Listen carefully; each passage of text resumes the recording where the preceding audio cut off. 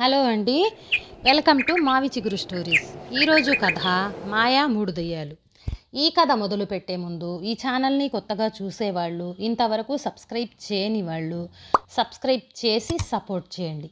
ఇక కథ మొదలు పెడదాం. అనగనగా ఒక ఊరిలో రామయ్య అనే పేద ముసలి వ్యక్తి అతని భార్యతో కలిసి ఒక పూరి గుడిసెలో ఉండేవారు. వారు అడవిలో కట్టెలు కొట్టుకొని అవి అమ్మగా వచ్చే సొమ్ముతో జీవనం కొనసాగిస్తూ ఉండేవాడు.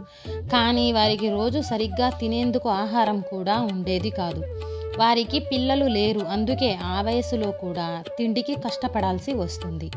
ఒకరోజు యథావిధిగా రామయ్య కట్టెలు కొట్టుకోవటానికి అడవికి వెళ్ళి తిరిగి వస్తూ ఉండగా దాహంగా ఆకలిగా అనిపించింది. ఒక పెద్ద మర్రి చెట్టు కనిపిస్తే వెళ్ళి కట్టెల మోపు అక్కడ పెట్టుకుని నీళ్ల కోసం వెతుకుతుంటే ఒక కొలను కనిపించింది. ఒక అరిటాకు మడిచి అందులో నీళ్లు నింపుకొని తీసుకువచ్చి అక్కడ మళ్ళీ చెట్టు కింద కూర్చున్నాడు. అతను తెచ్చిన చద్దన్నం తీసి తినసాగాడు. తింటూ ఉండగా అతనికి 3 దయ్యాలు దెబ్బలాడుకోవటం కనిపించాయి. వాడిని ముందు నేను తింటాను, ఆడిని ముందు నేను తింటాను, నేను తింటానంటే నేను తింటాను అని కొట్లాడుకుంటున్నాయి. రామయ్య ఒక్కసారిగా ఉలిక్కిపడ్డాడు. అయ్యో, మర్రి చెట్టు కింద దయ్యాలుంటాయి అంటే నమ్మలేదు, ఇప్పుడు నమ్మవలసి వస్తుంది అని వాటి బారి నుండి ఎలాగైనా బయటపడాలరా అని వణికిపోతూ ఆలోచిస్తున్నాడు. అతనికి ఒక ఆలోచన తట్టింది. రామయ్య ధైర్యం నటిస్తూ, అహహా, ఈరోజు నా చేతిలో ఒక దయ్యమే బలి అయ్యింది అనుకున్న ఇప్పుడు ఇంకొన్ని దయ్యాలు సువాసనలో నా ముక్కన తాకుతున్నాయి. ఏమి సువాసన, ఎంత కమ్మగా ఉంది అంటూ గట్టిగా అరుస్తున్నాడు.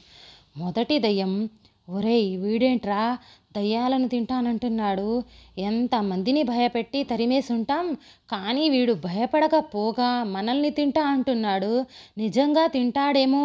రెండో దయ్యం, రే వాడికంత లేదురా.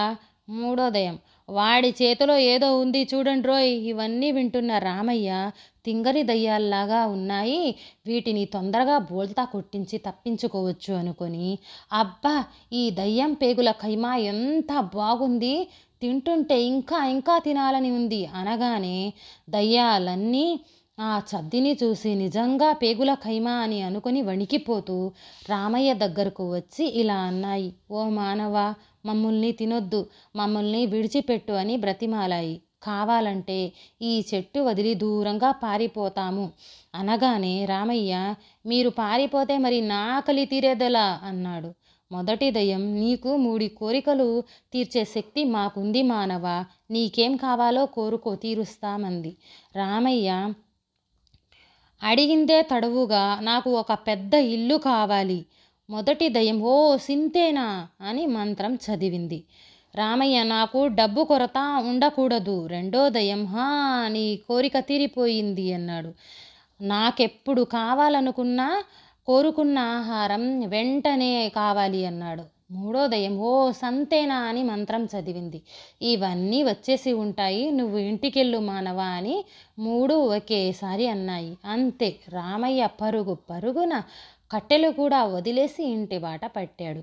దూరంగా వచ్చాక రామయ్య పిచ్చి దయ్యాలు నమ్మేశాయి, కానీ నేను కోరికలు తీరే ఉంటాయో లేవో అనుకుంటూ ఇంటికెళ్తున్నాడు. దయ్యాలు, పిచ్చి మానవుడు, మన అంత తెలివి లేదు వాడికి, ఉంటే ఆ కోరికల్లో ఒకటి మనల్ని తినేయాలి అని కోరుకునేవాడు కదా అనుకుంటూ నవ్వుకున్నాయి. రామయ్య ఇంటికెళ్ళేసరికి పూరి గుడిసెలో ఉండే ప్రదేశం ఓ పెద్ద భవనంలా ఉంది. ఇంటికెళ్ళగానే ఇంటి నిండా వస్తువులు ఎంతో ఖరీదైనవి, ఇంకా కొంత బంగారం ఉంది. వాటితో పాటు ఓ పళ్ళెం ఉంది. రామయ్య జరిగిందంతా భార్యకి చెప్పాడు. ఎంతో సంతోషించింది. ఇద్దరూ పళ్ళెం ముందు కూర్చొని ఇష్టమైన ఆహారం కోరుకోగానే ఆ పదార్థాలన్నీ వచ్చేశాయి. ఇద్దరూ సరిగ్గా తినక ఎంత కాలమయ్యిందో అని తృప్తిగా తిన్నారు. ఇంకా వారి కష్టాలు తీరిపోయాయని వాళ్ళు వచ్చిన ఆ ధనంతో ఎంతో సంతోషంగా బ్రతకటమే కాక పేదవారి అందరికీ దాన ధర్మాలు చేస్తూ జీవించారు. నీతి చూశారు కదా, తగిన సమయంలో తగిన విధంగా నడుచుకొని తెలివిగా ముందుకు అడుగు వేస్తే అంతా మంచే జరుగుతుంది. ఈ కథ నచ్చితే లైక్, షేర్ చేసి సబ్స్క్రైబ్ చేయండి.